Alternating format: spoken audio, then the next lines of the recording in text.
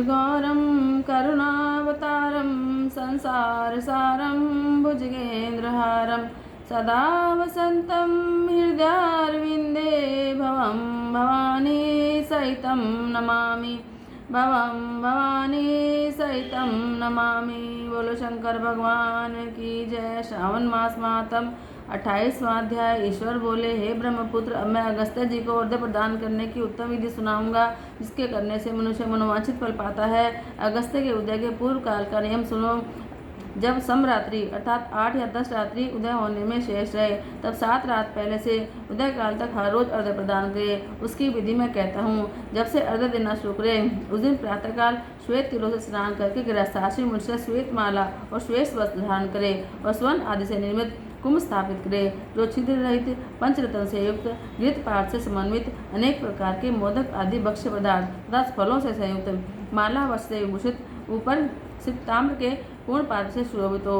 उस पात्र के ऊपर अगस्त्य जी की सोने की प्रतिमा स्थापित करे, जो अंगुष्ठ मात्र प्रमाण वाले पुरुषाकार 4 भुजाओं से युक्त, स्थूल और दीर्घ भुजदंडों से सुशोभित, दक्षिण दिशा की ओर मुख किए हुए, सुंदर शांत भाव संपन्न, जटामंडलधारी, कमंडल धारण किए हुए, अनेक शीशों से आवृत, हाथों में कुश और अक्षत लिए हुए हों, ऐसे लोपा मुद्रा सहित मुनि अगस्त्य का आह्वान करे और गंध पुष्प आदि 16 उपचार तथा अनेक प्रकार के नैवेद्यों से उनकी पूजा करे।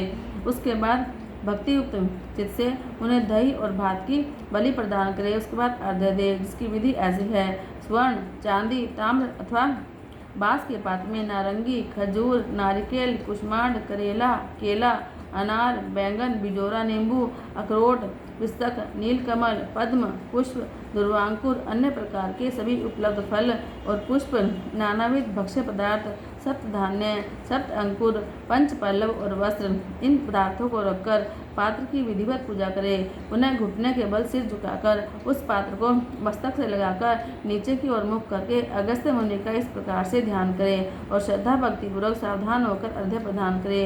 काश पुष्प के समान स्वरूप वाले अग्नि और वायु से प्रादुर्भूत तथा मित्रावरुण के पुत्र, हे अगस्त्य, आपको नमस्कार है। विंध्य की वृद्धि को रोक देने वाले, मेघ के जल का भी शरने वाले, रत्नों के स्वामी तथा लंका में वास करने वाले, हे देवर्षि, आपको नमस्कार है। जिन्होंने आतापी और वातापी का भक्षण किया, लोपामुद्रा के पति, महाबली और श्रीमान जो ये अगस्त्य जी हैं, उन्हें बार बार नमस्कार है। जिनके उदित होने से समस्त पाप, मानसिक और शारीरिक रोग और तीनों प्रकार के ताप, आदि दैविक, आदि भौतिक, आध्यात्मिक नष्ट हो जाते हैं, उन्हें बार बार नित्य नमस्कार है। जिन्होंने जल जंतुओं से परिपूर्ण समुद्र को पूर्व काल में सुखा दिया था, उन पुत्र सहित, शिष्य सहित और भार्या सहित अगस्त्य जी को नमस्कार है।